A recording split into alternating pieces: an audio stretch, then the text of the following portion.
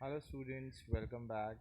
Today we are back again with a new chapter of accountancy. Today we will start partnership accounts, admission of a partner. Today we will discuss how a new partner is admitted in a business and how the transactions are done in that particular case.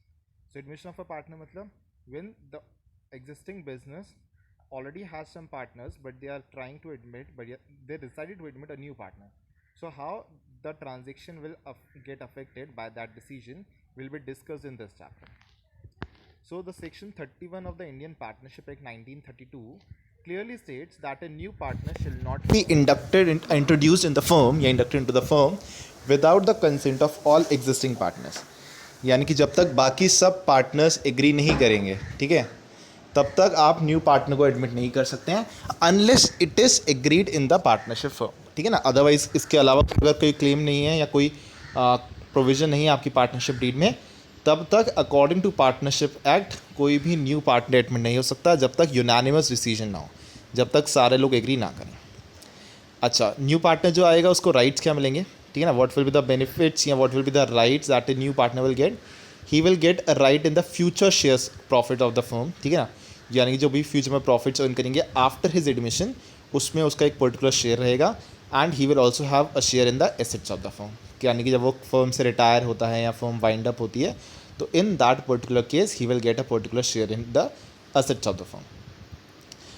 Now what he has to bring when a new partner is being admitted, he has to bring a certain amount of capital and premium for goodwill for compensating the sacrifice of old partners. क्योंकि पुराने partners उसको अपने हिस्से में से, अपने मतलब share में से निकाल के शेयर दे रहे हैं, तो उनको कंपनसेट करने के लिए he will bring goodwill.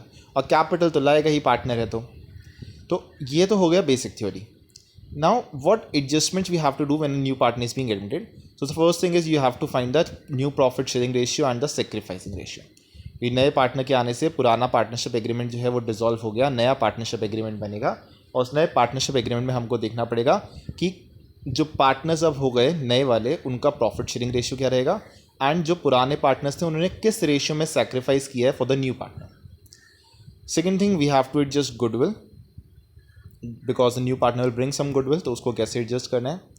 Adjustments of profit and loss on revaluation, adjustment of accumulated profit and losses and reserves.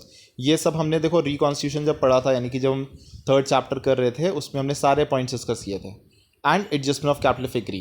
तो ऑलमोस्ट सब चीज़ें वही हैं जो चैप्टर नंबर 2 में थी, बस थोड़ा सा डिफरेंस आएगा बिकॉज वहाँ पे पार्टनर्स सेम थे, केवल रेशियोज चेंज हो रहे थे. यहाँ पे न्यू पार्टनर एक आया है तो वो अपनी कैपिटल और गुडविल लेके आया. That will be the different aspect in this. So today we will start how to calculate new ratio.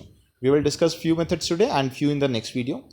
So the very first question is, if there are two partners A and B and they are sharing profit in the ratio of 2:3 and they admitted C as a new partner for 1/4 share, you have to find the new ratio. इसमें और कोई information नहीं है और कुछ नहीं बताया, केवल ये बोला है C आया है 1/4 शेयर के लिए, A और B का रेशियो 2:3 है, आपको न्यू रेशियो निकालना है. तो देखो टोटल शेयर ले लेंगे हम 1. The total of share of all the partners is 1. Now you have to give 1/4 to C.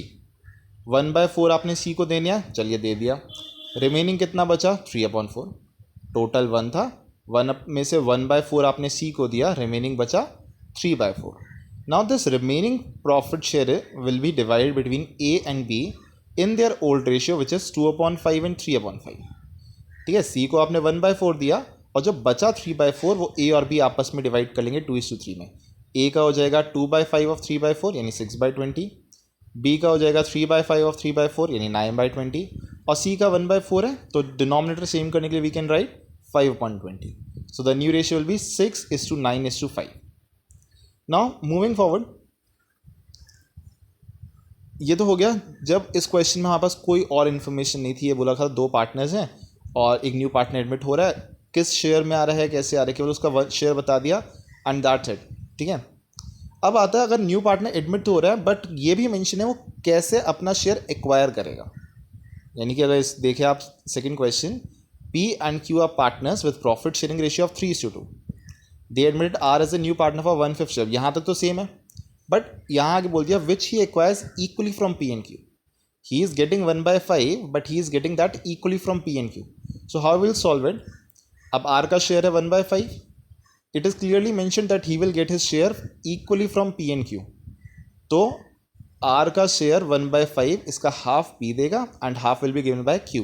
So P will sacrifice 1/10 and Q will sacrifice also 1/10. Now to find new ratio, what we have to do? We will deduct the sacrifice made by the respective partners P and Q from their old ratio. Like P का पहले था 3/5, इसने 1/10 sacrifice किया, so he will have 5/10. Q का पहले 2/5 था, he has sacrificed 1/10, इसका बचा 3/10, and our share is 1/5, that is equals to 2/10. So the new ratio will be PQR, that is 5, 3 and 2. Now third question states, A and B are partners with profit sharing ratio of 2:3. They admit C as a partner for 1/4 share which he acquires from A and B in 5:3. अब यहाँ पे क्या difference आया? पिछले question में new partner आ रहा था but he was getting his share equally. Now there he is acquiring his share in a specific ratio that is 5:3. तो यहाँ पे भी करना वैसे ही है. देखो ए का पहले सी का शेयर लिखा दैट इज 1/4. नाउ सी कैसे गेन कर रहा है? C is getting 5/8 of this from A and 3/8 of this from B. तो ए का सेक्रीफाइस आ गया 5/32 और बी का सेक्रीफाइस आ गया 3/32. ठीक है. न्यू रेशियो अगेन सेम वैसे निकालेंगे. ओल्ड रेशियो में से माइनस कर देंगे हम इनका सेक्रीफाइस. तो ए का ओल्ड रेशियो है 2/5, he has sacrificed 5/32. New ratio आ जाएगा 39/160. ऐसे ही बी का पहले जो था share that was 3/5, he has sacrifice 3/32, उसका आ जाएगा 81/160. सी का शेयर 1/4 है, इसको हम लोग लिख सकते हैं 40/160. सो the new ratio will B 39:81:40. So these are three methods of calculating new ratio. There are further more methods, further more ways which we'll discuss in the later on videos. Till then, take care and have a great day.